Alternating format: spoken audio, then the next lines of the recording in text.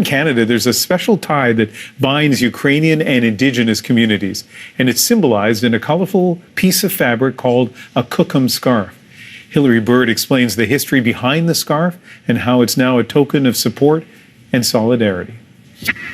There's the scarf. When Natasha Peter touches the vibrant floral blooms in her designs, she thinks of her grandmother. It's like putting part of my grandparents into my artwork. But now the Yukon fashion designer also thinks about Ukraine. Very sad what's going on over there.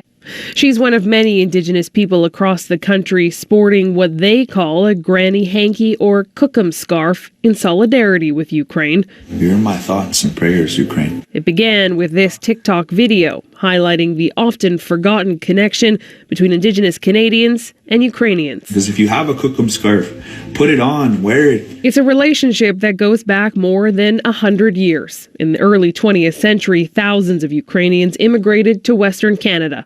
Struggling to survive and facing persecution from the Canadian government, the settlers turned to their Indigenous neighbors.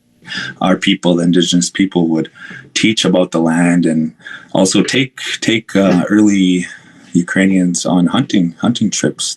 As the relationship grew, so too did trade. The floral beadwork of the Cree, Ojibwe, and Dene traded for the vibrant blooming stitchwork in the scarves of Ukrainian grandmothers known as babushkas that have adorned the heads and necks of matriarchs for the last century. When I see the granny hanky, it just represents the strength of the women in my family. It's the same strength and resiliency designer Vashti Etzel now sees in Ukraine.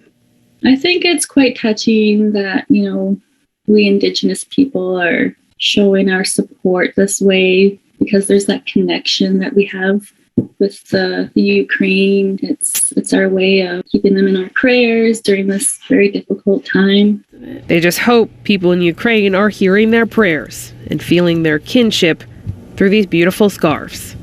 Hilary Bird, CBC News, Yellowknife.